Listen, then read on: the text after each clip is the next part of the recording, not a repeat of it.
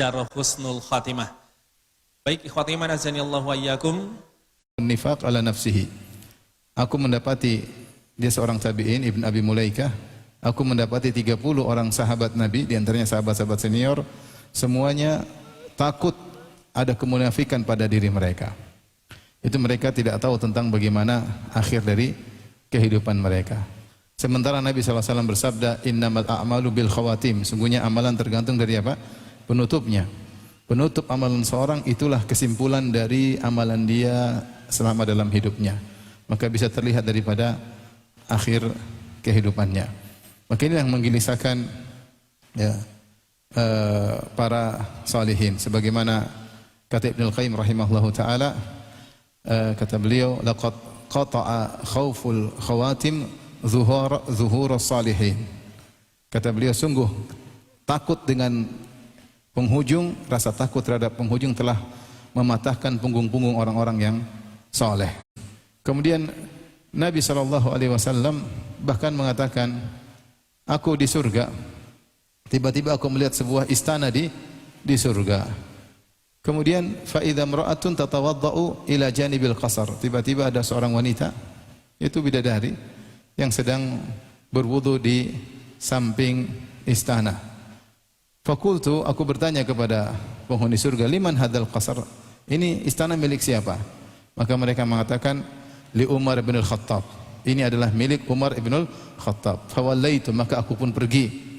Lama tadzakartu ghairataka ya Umar. Aku pun tidak banyak lihat, tidak banyak tengok, aku pergi karena ketika itu aku ingat engkau pencemburu wahai Umar.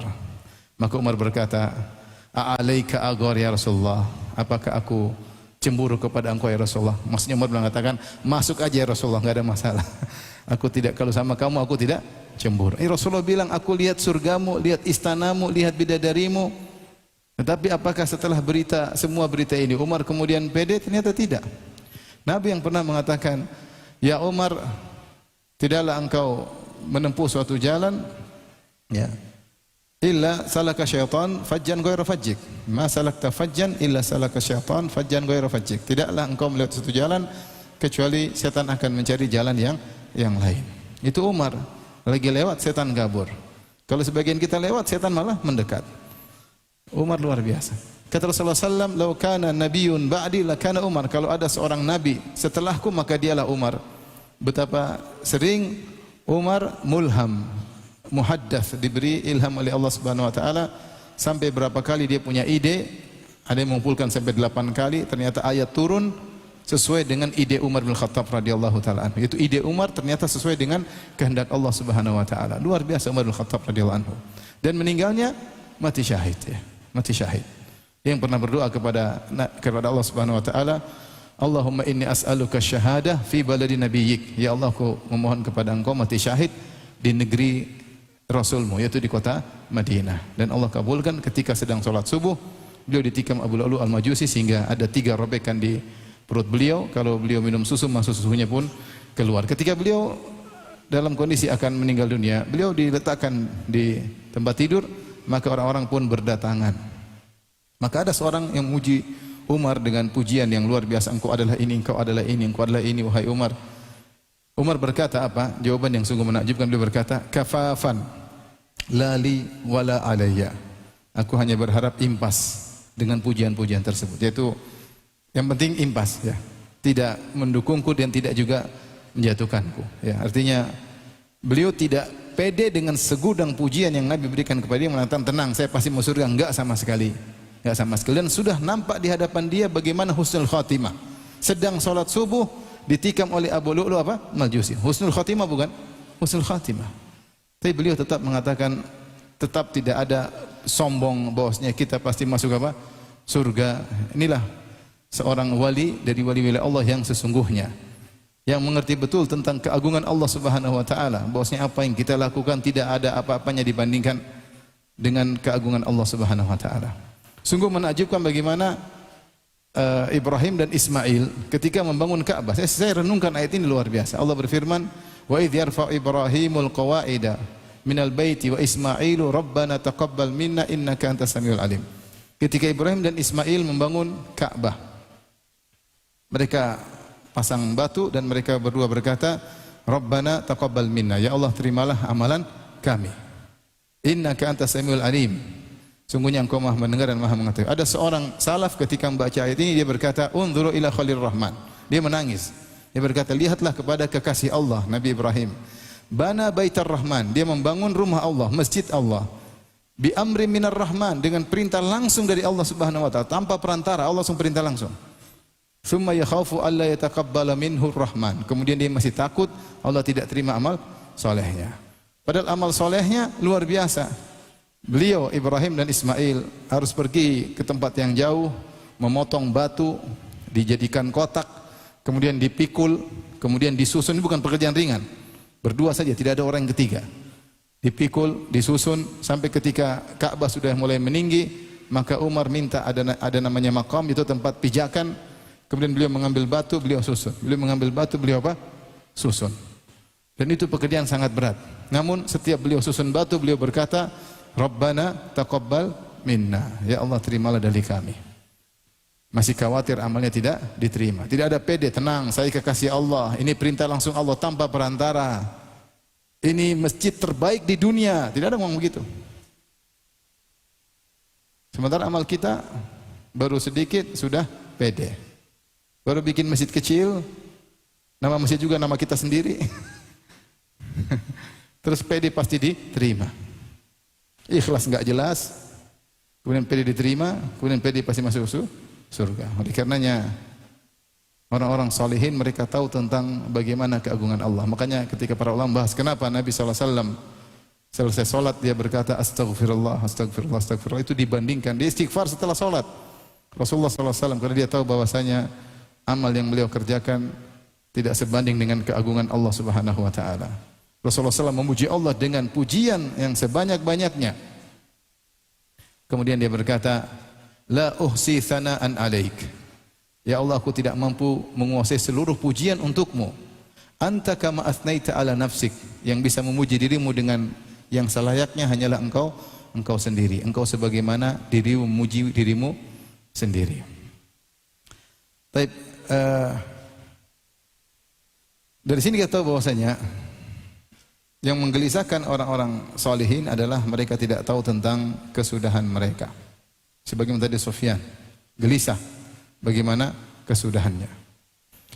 Dan Allah Subhanahu wa taala ceritakan dalam Al-Qur'an, di antara dalam surat Al-A'raf, tentang dua model manusia yang kesudahannya berubah 180 derajat daripada awal kehidupannya.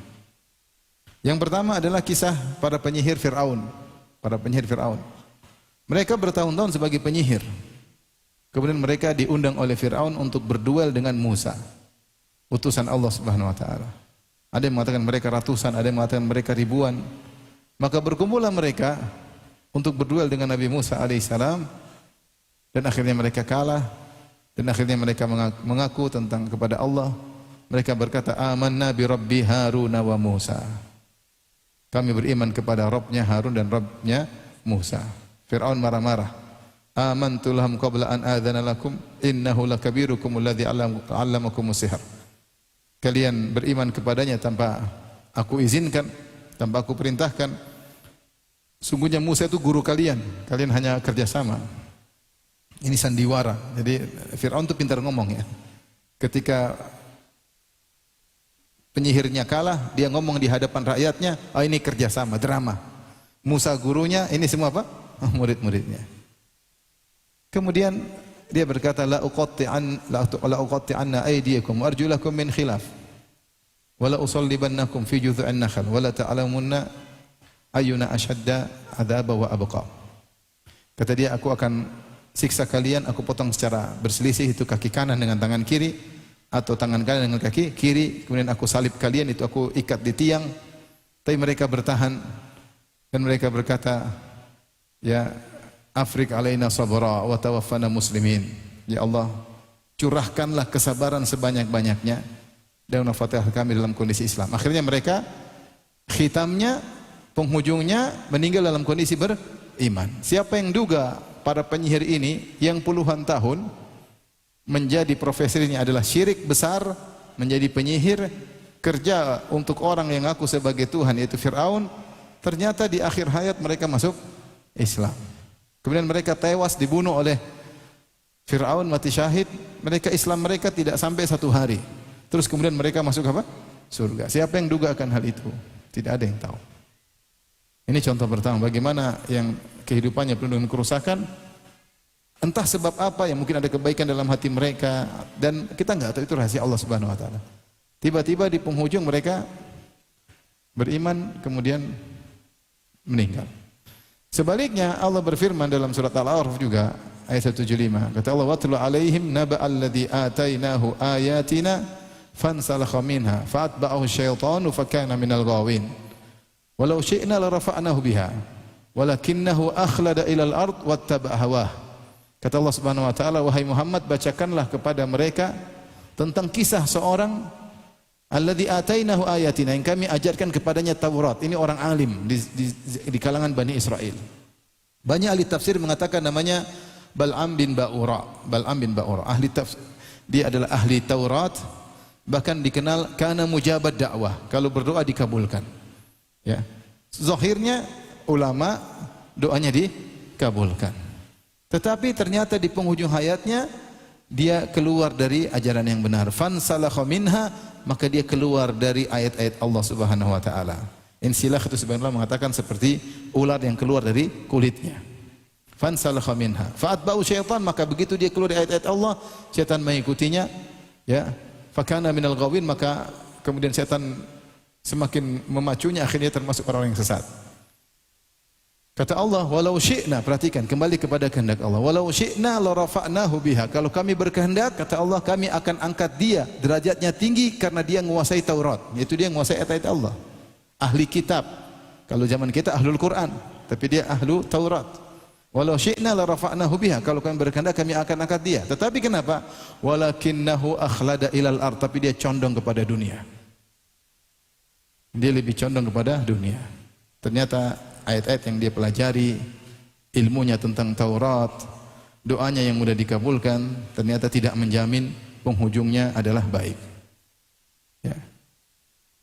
Walakinnahu akhlada ilal ard wattaba hawah, maka dia mengikuti, condong kepada dunia dan mengikuti hawa nafsunya, akhirnya meninggal dalam kondisi murtad. Jadi subhanallah, masalah penghujung seorang tidak ada yang tahu. Kita tahu bagaimana penghujung kita enggak tahu. Di depan kita ada contoh, ada orang dulu nakal, kemudian sadar, kemudian apa? Meninggal dengan indah. Saya kenal seseorang, saya baru kenal dia beberapa bulan, sempat main ke rumah. Berdasarkan cerita kawan-kawan, dia juga cerita. Kita Ustaz dulu saya kayak apa, temannya cerita. Dia dulu pokoknya kacau lah, pokoknya sana kesini, dunia malam. Tiba-tiba dia naik mobil, kemudian kecelakaan. Dan orang-orang menyangka dia bakalan mati. Ternyata masih hidup. Masih hidup, dirawat, masuk ICU, sampai akhirnya dia pun sehat tapi tidak normal karena tulang punggungnya ini rusaklah, tangannya lumpuhlah, sampai kalau ketemu dia tangannya lumpuh. Kemudian dia ngaji, subhanallah. Setelah dia kena kecelakaan, dia ngaji, ikut pengajian, bikin pengajian di rumahnya, bahkan pernah main ke rumah saya juga. Kalau nggak salah Ramadan kemarin dia sakit, akhirnya dia baru dapat hidayah, baru mungkin saya lupa setahun atau kurang lebih lah, nggak lama. Kemudian Ramadan sakit, meninggal dunia, subhanallah. Dari tadinya dalam kehidupan gelap malam, kena kecelakaan, kemudian sembuh sedikit, kemudian konsentrasi mengaji, kemudian apa? Meninggal. Mungkin orang kalau lihat dia masa lalunya, ini nggak bakalan bisa apa? Bisa dapat hidayah. Tapi ternyata nyata. Dan meninggal dalam kondisi husnul apa? Khatimah di bulan Ramadan. Seingat saya lagi iktikaf di Masjid Nabawi, 10 hari terakhir dia meninggal. Jadi kita nggak tahu nasib seseorang. Ya. Saya juga pernah ngisi pengajian, tahu-tahu ada seorang ibu ikut pengajian, bilang, Ustadz ini si fulana, artis terkenal dulu. Wah, saya terkenal dulu artis inilah, artis kepanasan, bukan artis panas, artis kepanasan. Kita nggak duga, tahu-tahu dia ngaji. Tahu-tahu dia ngaji. Siapa yang duga? Lihat orang seperti gini mana mungkin dapat apa? Hidayah. Tapi akhir seorang tidak ada yang tahu kecuali siapa? Allah. Sebaliknya kita dapati juga ada orang yang kelihatannya baik, soalnya ternyata di penghujungnya terkena dunia, lupa dengan agama, maksiat akhirnya meninggal dalam kondisi su'ul khatimah. Dikarenanya pada kesempatan kali ini kita akan bahas bagaimana usaha kita untuk bisa meraih husnul khatimah, yang ini adalah rahasia Allah Subhanahu wa taala ya. Semua kita telah tercatat di surga atau neraka. Tapi yang tahu hanyalah siapa? Allah. Makanya di antara hikmah adanya takdir, seorang tidak pede. Tidak pede dengan apa yang dia miliki sekarang. Dia tidak tahu bagaimana penghujungnya. Karena yang menjadi patokan adalah penghujung. Innamal a'malu bil khawatim. Amalan tergantung ujungnya ya. Amalan tergantung ujungnya. Taib. Ikhwan dan akhwat yang rahmatillah subhanahu wa ta'ala ya.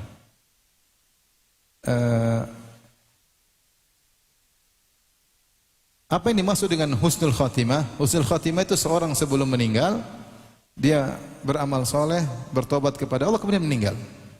Jadi Anas radhiyallahu anhu, Rasulullah SAW berkata, "Idza aradallahu bi 'abdin khairan ista'malahu." Jika Allah menghendaki bagi seorang hamba khairan, itu kebaikan yang besar, ista'malahu, Allah gunakan dia. Khairan di sini datang dalam bentuk nakirah, itu tanwin, khairan litafkhim, untuk menunjukkan kebesaran kebaikan yang besar, kebaikan yang besar. Terkadang dalam Al-Quran maupun hadis-hadis datang dalam metode bahasa seperti ini, itu datang dalam bentuk tanwin, menunjukkan suatu yang besar. Seperti misalnya firman Allah Subhanahu wa taala, "Wa man yurid fihi bi ilhadin bidzulmin." Siapa yang ingin melakukan ilhad bidzulmin di kota Mekah, itu kezaliman yang besar. Contoh juga dalam hadis Rasulullah SAW bersabda, "Man yuridillahu bihi khairan yufaqihu fiddin." Siapa yang Allah ingin baginya khairan, khairan di sini maksudnya litafkhim, yaitu kebaikan yang besar, maka Allah akan bikin dia faqih dalam agama. Ya, faqih dalam agama. Contoh juga seorang berkata jazakallahu khairan. Maksudnya ya Allah, semoga Allah memberi engkau balasan dengan kebaikan yang besar. Khairan di sini maksudnya kebaikan yang besar. Maka seorang kalau ada orang buat kebaikan, dia ucapkan apa? Jazakallahu khairan. Jangan bilang jazakallah saja. Orang Indonesia suka ngeringkas-ngeringkas. Jazakallah, semoga Allah membalasmu. Balas apa ya akhi? Pembalasan banyak. Lengkap jawabannya. Jazakallahu apa? Khairan. Ya. Khairan di sini maksudnya kebaikan yang besar. Sama seperti dalam hadis ini, idza aradallahu bi 'abdin khairan ista'malahu. Jika Allah menghendaki kebaikan yang besar bagi seseorang, maka Allah akan menggunakannya. Maka para sahabat bertanya, "Kaifa yasta'miluhu ya Rasulullah?" Apa maksudnya Allah menggunakannya? Qala yuwaffiquhu li amalin salih qabla al-maut. Ya Allah beri taufik kepada dia untuk beramal saleh sebelum dia meninggal dunia. Allah membuat dia di akhir hayatnya semakin fokus amal saleh, semakin konsentrasi untuk amal saleh. Kalau dia dulu pelaku maksiat, di akhir hayatnya dia sibuk melakukan amal saleh. Kalau dia asalnya suka beramal saleh, semakin dia terpacu untuk beramal saleh. Kemudian dia meninggal dunia. Ini namanya husnul khatimah. Husnul khatimah intinya adalah seorang meninggal dalam kondisi menjalankan ketaatan kepada Allah Subhanahu wa taala, husnul khatimah. Sedang salat meninggal dunia, insyaallah ini husnul khatimah. Sedang menyambung silaturahmi, husnul khatimah. Sedang berbakti kepada orang tua, meninggal, husnul khatimah. Sedang haji, sedang umrah, meninggal, husnul apa? Khatimah. Ini sedang beramal saleh, ya. Sedang beramal saleh, sedang membantu orang lain, kemudian meninggal dunia. Ini namanya husnul khatimah. Lawannya su'ul khatimah, yaitu kesudahan yang buruk, yaitu meninggal dalam kondisi sedang bermaksiat.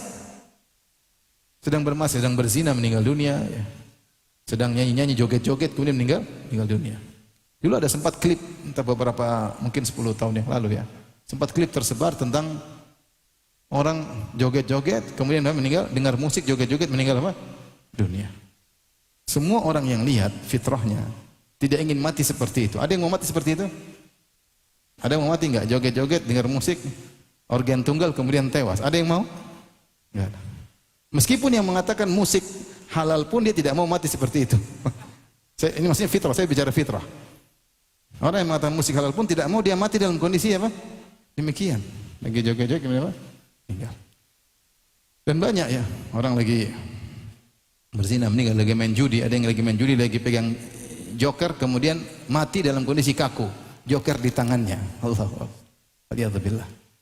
Ibnu Qayyim menyebut banyak contoh. Ada yang meninggal disuruh la ilaha illallah malah nyanyi. Nyanyi-nyanyi. Suruh bilang la ilaha illallah dia enggak bisa. Dia sudah terbiasa apa? Nyanyi. Apa yang memenuhi hatinya itu yang keluar di penghujung hayatnya. Itu yang keluar di penghujung apa? Hayatnya. Dan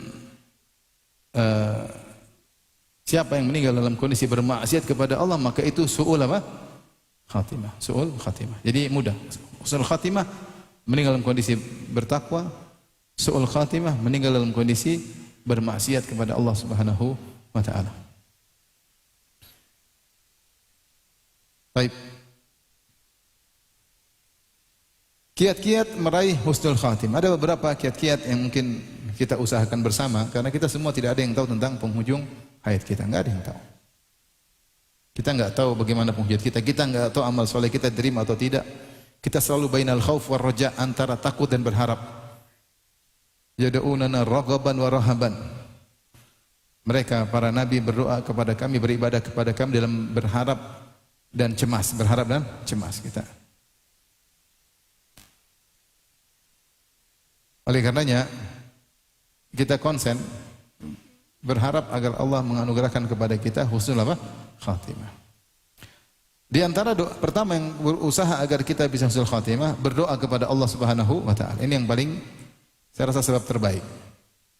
Adalah berdoa kepada Allah Subhanahu wa taala. Di antara doa-doa yang dianjurkan